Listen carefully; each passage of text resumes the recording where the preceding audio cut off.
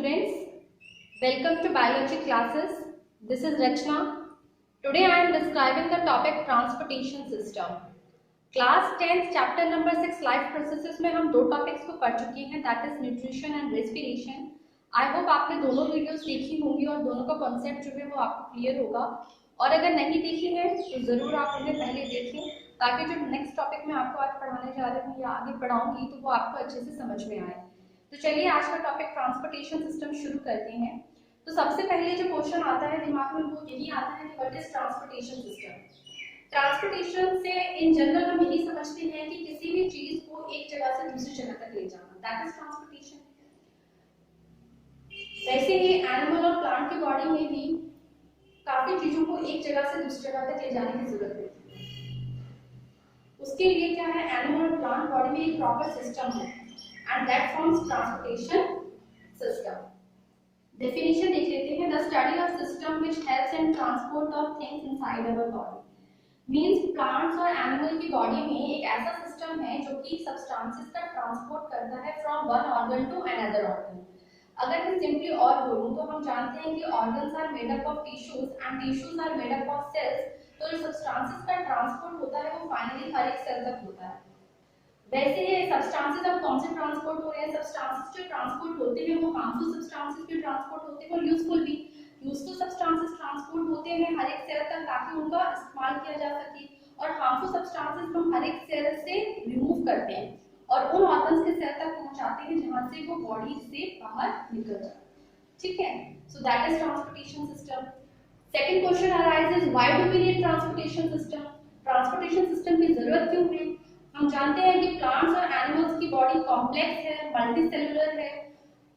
जैसे हम खाना खाते हैं तो खाना डाइजेस्टिव सिस्टम में जाता है, डाइजेस्टिव सिस्टम में जाने के बाद उसका जो कंप्लीट डाइजेशन है वो स्मॉल इंटेस्टाइन में होता है, और स्मॉल इंटेस्टाइन में कॉम्प्लेक्स फूड हमारा सिंपल में कन्वर्ट हो जाता है, और सिंपल जो फूड स्मॉल इंटेस्टाइन से एब्जॉर्ब होकर हमें हर एक जगह पहुंचाना है, आईज में पहुंचाना है, नोज में, हैंड्स में, मसल्स में, हर जगह पहुंचाना है। ठीक है, वैसे ही रेस्पिरेशन के दौरान ऑक्सीजन हमारे लंग्स में जाती है और लंग्स से फिर हमें ऑक्सीजन हर एक सेल तक पहुंचाना है। बॉडी के हर एक सेल तक ऑक्सीजन का पहुंचना जरूरी है, तभी तो एनर्जी, हम फूड से एनर्जी ले पाएंगे। ठीक है, तो इसीलिए हमें ट्रांसपोर्टेशन सिस्टम की, एनिमल और प्लांट बॉडी को ट्रांसपोर्टेशन सिस्टम की जरूरत है ताकि हर एक चीज जो है यूजफुल सब्सटेंसेस हर एक सेल तक पहुंच सके और हार्मफुल सब्सटेंसेस हर एक सेल से रिमूव हो सके। ठीक है, तो ट्रांसपोर्टेशन सिस्टम में हमें दो सब टॉपिक्स को पढ़ना है, transportation in animals, transportation in plants. तो सबसे पहले हम ट्रांसपोर्टेशन इन एनिमल्स पढ़ेंगे। ट्रांसपोर्टेशन इन animals also called circulatory system. Animals के ट्रांसपोर्टेशन को और हम क्या कहते हैं, सर्कुलेटरी सिस्टम कहते हैं। Circulatory system consist of two systems, blood circulatory system, lymphatic system. Animal body में जो मेजर फ्लूइड फ्लो करता है दैट इज ब्लड। कहीं पर भी आपको चोट लग जाए तो सबसे ज्यादा आप हमेशा क्या ब्लड ही बाहर आता है, तो ब्लड जो फ्लो कर रहा है that forms blood circulatory system, और एक और फ्लूइड फ्लो करता है, ये मेजर अमाउंट में होता है ब्लड, और लिम्फ जो फ्लूइड है वो एक वाइटिश पेल येलो कलर का फ्लूइड होता है जो कि लेस अमाउंट में होता है और वो भी फ्लो करता है ब्लड के साथ साथ। तो and that lymph form lymphatic system. तो हम ब्लड सर्कुलेटरी सिस्टम और लिम्फेटिक जो मेन फोकस रहेगा वो हमारा ब्लड सर्कुलेटरी सिस्टम का रहेगा। ब्लड सर्कुलेटरी सिस्टम हम डिटेल में पढ़ेंगे, लेकिन फिर भी हम देख लेते हैं कि ब्लड सर्कुलेटरी सिस्टम और लिम्फेटिक सिस्टम में क्या-क्या कंपोनेंट्स आते हैं। Now look at the components of blood circulatory system and lymphatic system. इसे समझने से पहले मैं आपको एक एग्जांपल देती हूँ। जैसे आपके घरों में पानी आता है तो आप क्या करते हैं, अपनी मोटर को ऑन करते हैं। मोटर ऑन करने से क्या होता है कि मोटर अंडरग्राउंड वाटर को प्रेशर से ऊपर की तरफ पंप करता है, और पंप करने से जो वाटर है वो पाइप्स में आ जाता है, और पाइप्स में आता है तो आप टैप के थ्रू फाइनली फिर उसे यूज कर पाते हैं। ठीक है, तो वैसे ही हमारे बॉडी में भी, एनिमल बॉडी में भी एक पंपिंग सिस्टम होता है, और उस पंपिंग सिस्टम को हम क्या कहते हैं, ब्लड सर्कुलेटरी सिस्टम कहते हैं। ब्लड सर्कुलेटरी सिस्टम के थ्री कंपोनेंट्स हैं, blood, blood vessels and heart. यहाँ पर पंप करने का काम कौन करता है, heart. Heart act as a pumping organ which pumps the blood continuously in the blood vessels. Blood vessels का मतलब यहाँ पर पाइप्स से है, ठीक है। जैसे घरों में पानी के लिए पाइप्स होती हैं और पाइप्स के थ्रू पानी जाता है, वैसे ही ह्यूमन बॉडी में क्या होता है, ब्लड वेसल्स प्रेजेंट रहती हैं। Blood vessels are type of, मतलब पाइप्स की तरह ही होती हैं। तो different types of blood vessels हम पढ़ेंगे, कितनी तरह के ब्लड वेसल्स है इसे हम और डिटेल में पढ़ेंगे। लेकिन बस आप यहीं पर यही ध्यान रखें कि जो ब्लड है वो ब्लड वेसल्स में, पाइप्स में फ्लो करता है, ठीक है। So these are the three components of blood circulatory system. वैसे ही लिम्फेटिक सिस्टम में भी थ्री कंपोनेंट्स हैं। लिम्फेटिक सिस्टम में जो फ्लूइड प्रेजेंट है, वहां पर फ्लूइड प्रेजेंट था ब्लड, यहाँ पर फ्लूइड प्रेजेंट है लिम्फ। वहां पर ब्लड ब्लड वेसल्स में फ्लो कर रहा है, यहाँ पर लिम्फ के लिए डिफरेंट पाइप्स हैं, that pipes are called lymph vessels. और वहां पर पंप करने का काम करता है हार्ट, और यहाँ पर पंप करने का काम कर रहा है लिम्फ नोड्स। नोड्स मतलब cluster of cells, cluster of cells are present which pump the lymph in the lymph nodes, ठीक है। So this is all about blood circulatory system and lymphatic system components. अब हम blood circulatory system में blood vessels और heart को detail में पढ़ेंगे थोड़ा। तो अब स्टार्ट करते हैं ब्लड पढ़ना। ब्लड सर्कुलेटरी सिस्टम में सबसे पहले हम ब्लड को थोड़ा डिटेल में पढ़ते हैं। Blood is made up of 55-60% of plasma and 40-45% of blood cells.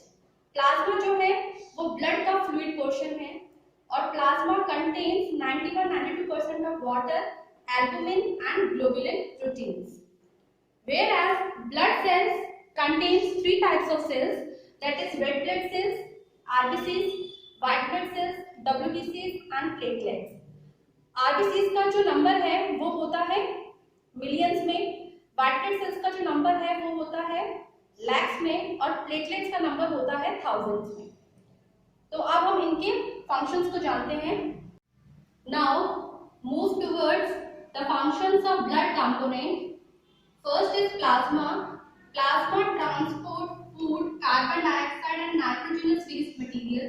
Means plasma जो है वो simple form of food जैसे कि amino acid, fatty acid, glucose का ट्रांसपोर्ट करता है हर एक सेल तक, ठीक है। यूजफुल जो ये सिंपल फॉर्म ऑफ फूड है वो हर एक सेल तक लेके जाता है प्लाज्मा। वैसे ही कार्बन डाइऑक्साइड जैसे हम जानते हैं कि ड्यूरिंग रेस्पिरेशन हर एक सेल में बनता है। और नाइट्रोजनस वेस्ट मटेरियल, नाइट्रोजनस से मतलब है कुछ toxic chemicals, salts with some amount of water हर एक सेल में बनते हैं ड्यूरिंग मेटाबॉलिक एक्टिविटीज, ठीक है। जैसे रेस्पिरेशन के दौरान तो कार्बन डाइऑक्साइड बनता है, और भी कुछ रिएक्शंस जो हैं कंटिन्यूअसली सेल में चलती रहती है, मेटाबॉलिक एक्टिविटीज और भी कुछ ना कुछ जो है सेल्स में परफॉर्म होती रहती है। तो उस दौरान नाइट्रोजनस वेस्ट मटेरियल बनते हैं हर एक सेल में, तो उन्हें रिमूव करने का काम भी कौन करता है, प्लाज्मा करता है। प्लाज्मा हर एक सेल से nitrogenous waste material, carbon dioxide को रिमूव करके उन ऑर्गन्स के सेल तक पहुंचाता है जहां से वो क्या हो सके, बॉडी से बाहर एलिमिनेट हो सके, ठीक है। तो ये है प्लाज्मा का function. Next is RBC. RBC transport oxygen from the lungs to all tissues of the body and return carbon dioxide back to the lungs. RBC जो है उसमें एक प्रोटीन होता है, that protein is called hemoglobin. ये मैंने आपको respiration के दौरान भी बताया था कि RBC contain hemoglobin and hemoglobin helps in transportation of oxygen. Haemoglobin जो है वो ऑक्सीजन के साथ बाइंड करके बनाता है ऑक्सी हीमोग्लोबिन, और ऑक्सी हीमोग्लोबिन के फॉर्म में 97-98% ऑक्सीजन हमारी पूरी बॉडी में क्या होती है, ट्रांसपोर्ट होती है लंग्स से सारे टिश्यूज। हमें पता है कि tissues are made up of cells, तो फाइनली जो है वो ऑक्सीजन कहाँ पहुंचती है, हर एक सेल तक पहुंचती है बॉडी में, ठीक है। वैसे ही हीमोग्लोबिन जो है वो कार्बन डाइऑक्साइड का ट्रांसपोर्ट भी करता है। हीमोग्लोबिन जो है वो कार्बन डाइऑक्साइड के साथ कंबाइन होकर बनाता है कार्बो अमीनो हीमोग्लोबिन, और इस फॉर्म में 23% कार्बन डाइऑक्साइड को कहां से, पूरी बॉडी के ऑर्गन से लेके आता है कार्बन डाइऑक्साइड हीमोग्लोबिन, और कहां तक पहुंचाता है, लंग्स तक पहुंचाता है, ताकि लंग्स से फिर कहां है वो कार्बन डाइऑक्साइड बाहर रिमूव हो सके, ठीक है। तो आरबीसी जो है 97% ऑक्सीजन का ट्रांसपोर्ट करता है और 23% कार्बन डाइऑक्साइड का ट्रांसपोर्ट करता है। वैसे मेनली आरबीसी क्या करता है, ट्रांसपोर्टेशन ऑफ ऑक्सीजन ही करता है। इसका फंक्शन में हम क्या लिखते हैं, ट्रांसपोर्टेशन ऑफ ऑक्सीजन ही ज्यादा मेंशन करते हैं, क्योंकि जो कार्बन डाइऑक्साइड का 70% ट्रांसपोर्ट कैसे होता है, as a bicarbonate ion through plasma. ठीक है, next is WBC. WBC protect against diseases. WBC क्या है, हमारे अंदर एक सोल्जर्स की तरह काम करते हैं। ठीक है, कि जैसे ही कोई फॉरेन एंटीजन हमारे बॉडी में अटैक करता है या फॉरेन पैथोजन हमारे बॉडी को अटैक करते हैं, तो क्या करते हैं कि उनके साथ फाइट करते हैं और हमें बीमार होने से बचाते हैं। ऐसे तो हम रोज बीमार होते रहेंगे, ठीक है, अगर डब्ल्यूबीसी ना हो तो। डब्ल्यूबीसी क्या करते हैं, जर्म्स कांटेक्ट में आते हैं, बाहर फॉरेन एंटीजन पैथोजन कांटेक्ट में आते हैं, तो वो उनसे क्या करते हैं, फाइट करते हैं, उनसे लड़ते हैं और हमें बीमार होने से बचाते हैं। ठीक है, next is platelets. Platelets helps in blood clotting. Platelets क्या करते हैं, जैसे हमें चोट जब लग जाती है तो क्या ब्लड बाहर आने लगता है।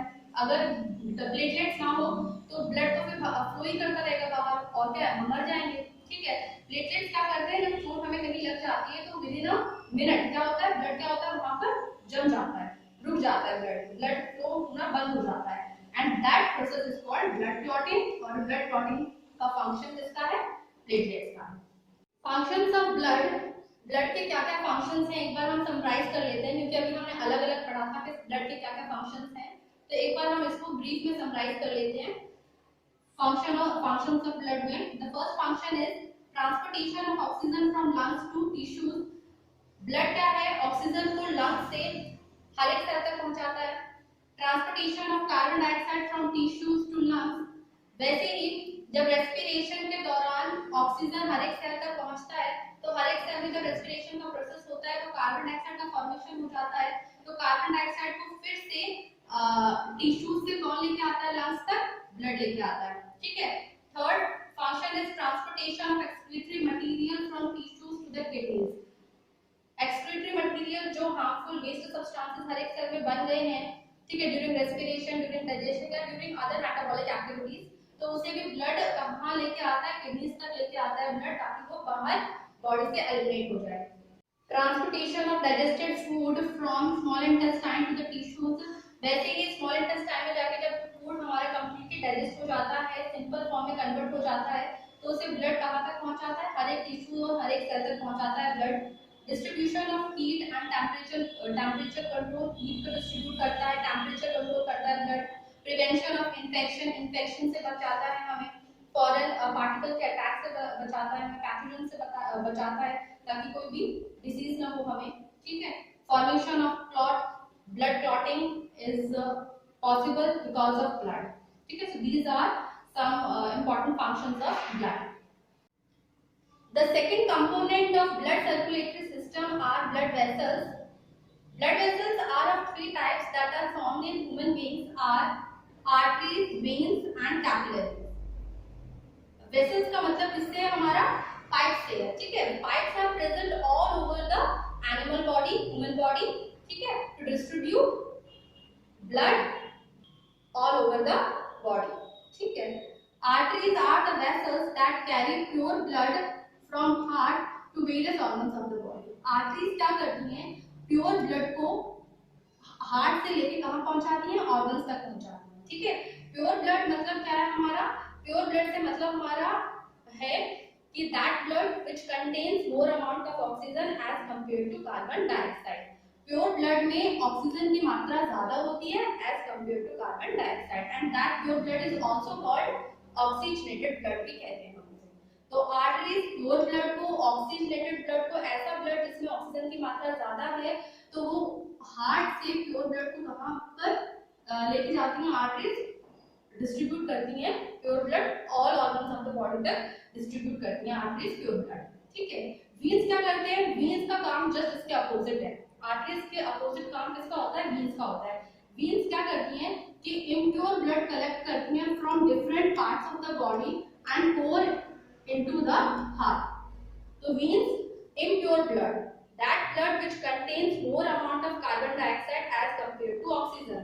So veins impure blood, deoxygenated blood को collect करती हैं कहाँ से, to all parts of the body, eyes से, nose से, ठीक है, hands, legs, हर जगह से impure blood को collect करके veins लेके आते हैं कहाँ तक, heart तक लेके आते हैं। ठीक है, फिर heart क्या करता है impure blood का, heart उस इम्प्योर ब्लड को, उस डीऑक्सीजनेटेड ब्लड को फिर से कहाँ पंप करता है, लंग्स में पंप करता है। और लंग्स में जब वो डीऑक्सीजनेटेड ब्लड पहुंचता है तो क्या होता है, exchange of gases takes place at the alveoli. Alveoli में क्योंकि ऑक्सीजन की मात्रा ज्यादा है तो ऑक्सीजन जो है वो एल्वेओलाई से पहुंचता है कहां पर, ब्लड कैपिलरीज में। और ब्लड कैपिलरीज में की जो वो वाला ब्लड है जिसमें डीऑक्सीजनेटेड ब्लड जो प्रेजेंट है ब्लड कैपिलरीज में, वो कार्बन डाइऑक्साइड कहां पहुंचता है, एल्वेओलाई में। तो एल्वेओलाई के थ्रू फिर फाइनली क्या होता है, वो कार्बन डाइऑक्साइड रिमूव हो जाती है बॉडी से। ठीक है, तो इस तरह से डीऑक्सीजनेटेड ब्लड जो है वीन्स सारे के सारे जितने भी बॉडी में पार्ट्स हैं वहां से कलेक्ट करती है इम्प्योर ब्लड और हार्ट तक पहुंचाती है। हार्ट उस ब्लड को फिर से प्योर करता है, प्योर करने के लिए कहां भेजता है, लंग्स में भेजता है। और फिर लंग्स से प्योर ब्लड को कौन लेके आता है, प्योर ब्लड को लेके आती है ब्लड कैपिलरीज लेके आती है प्योर ब्लड को। ठीक है, और प्योर ब्लड फिर पहुंचता है दोबारा से हार्ट में और फिर हार्ट उस प्योर ब्लड को पंप करता है to all organs of the body. और फिर प्योर ब्लड को ले जाने का काम कौन करता है, आर्टरीज करती है। ठीक है, next capillaries. Capillaries these are the smallest blood vessels and have single cell thick wall. ठीक है, कैपिलरीज बहुत सिंगल सेल थिक होती हैं कैपिलरीज और बहुत माइन्यूट कैपिलरीज होती हैं। जैसे कि यहाँ पर आप ये डायग्राम देखें, इस डायग्राम को देख के मैं आपको बता रही हूँ कि जैसे आर्टरीज हैं, आर्टरीज क्या करती है, प्योर ब्लड लेके आ रही है ऑर्गन्स तक। तो ऑर्गन्स में इस प्योर ब्लड को डिस्ट्रीब्यूट करने का काम कौन करता है, यानी कि arteries further divides into many vessels and that vessels are called capillaries. तो कैपिलरीज क्या करते हैं, एक्सचेंज करने का काम करते हैं। वो आर्टरी से प्योर ब्लड को कहां पहुंचाएगी, कैपिलरीज इस ऑर्गन में पहुंचाएगी और ऑर्गन में पहुंचाने के बाद सारे के सारे सेल्स में ऑक्सीजन जाएगा और सेल्स में जो कार्बन डाइऑक्साइड क्योंकि बनता है ना रेस्पिरेशन के दौरान, कार्बन डाइऑक्साइड हर एक सेल में बनेगा। ऑक्सीजन जब पहुंचेगा हर एक सेल में, तो ऑक्सीजन जब हर एक सेल में पहुंचेगा तो वहां रेस्पिरेशन का प्रोसेस होगा और रेस्पिरेशन के प्रोसेस के दौरान वहां कार्बन डाइऑक्साइड बनेगी और कार्बन डाइऑक्साइड फिर कैपिलरीज कहां पर पहुंचाती है, वीन्स में पहुंचाती है। ठीक है, और वीन्स में जैसे ही कार्बन डाइऑक्साइड पहुंचेगी तो वो वाला ब्लड कैसा हो जाएगा, डीऑक्सीजनेटेड हो जाएगा। तो वो डीऑक्सीजनेटेड ब्लड वीन्स कहां लेके जाती है, हार्ट में लेके जाती है। फिर हार्ट से कहां पहुंचता है, इम्प्योर ब्लड लंग्स में। फिर लंग्स से प्योर ब्लड कहां पर आता है, हार्ट में। और फिर हार्ट क्या करता है, आर्टरीज के थ्रू प्योर ब्लड कहां पहुंचाता है, फिर ऑर्गन्स में पहुंचाता है। और ऑर्गन्स में ये डिस्ट्रीब्यूट करने का काम कौन करता है, कैपिलरीज करती है। कैपिलरीज क्या करती है, आर्टरी से प्योर ब्लड को भी लेती है और प्योर ब्लड को यहाँ पर ऑर्गन्स में जितने भी सेल होंगे वहां पर वो प्योर ब्लड को क्या करते हैं, डिस्ट्रीब्यूट करने की, एक्सचेंज करने की। और वहां से क्या करेंगे, कार्बन डाइऑक्साइड जो है हर एक सेल से लेके कहां पहुंचा देंगे, वीन्स में पहुंचा देंगे। तो कैपिलरीज प्रेजेंट होती हैं ऑर्गन्स में और ऑर्गन्स में डिस्ट्रीब्यूट करने का काम, एक्सचेंज करने का काम कौन करता है, कैपिलरीज करती है। ठीक है, आर्टरीज यानी फर्दर डिवाइड होकर क्या बनाती हैं, कैपिलरीज। और कैपिलरीज देन फिर फाइनली कंबाइन होकर फिर किसमें कन्वर्ट हो जाती है, वीन्स में कन्वर्ट हो जाती है। ठीक है, okay. So these are the functions of arteries, veins and capillaries. बाकी थोड़ा और डिटेल में जब हम हार्ट का डायग्राम मैं आपको बताऊंगी, जब मैं आपको हार्ट समझाऊंगी तब आपको और अच्छे से क्लियर होगा कि आर्टरीज, वीन्स किस तरह से ब्लड को किस डायरेक्शन में लेके जाती हैं। ठीक है, और इस आर्टरीज में एक दो एक्सेप्शन भी है। वैसे तो सारी आर्टरीज प्योर ब्लड लेके जाती हैं, लेकिन एक आर्टरी ऐसी है जो कि इम्प्योर ब्लड लेके जाती है and that artery is called pulmonary artery. ठीक है, वैसे ही वीन्स में भी सारी की सारी वीन्स क्या करती है, इम्प्योर ब्लड ही लेके जाती है, लेकिन इसमें भी एक एक्सेप्शन है कि एक ऐसी वीन है जो कि इम्प्योर ब्लड की जगह कौन सा ब्लड लेके जाती है, प्योर ब्लड लेके जाती है and that vein is called pulmonary vein. ठीक है, तो ये थोड़ा एक्सेप्शन जो है वो मैं आपको जब हार्ट का डायग्राम बनाऊंगी और हार्ट की वर्किंग समझाऊंगी तब मैं आपको और अच्छे से इसको क्लियर करूंगी। ठीक है, तो आज ट्रांसपोर्टेशन के पार्ट फर्स्ट में इतना ही। बाकी की जो नेक्स्ट टॉपिक है हार्ट की वर्किंग, वो मैं आपको नेक्स्ट वीडियो में समझाऊंगी। ठीक है, so that's all for today.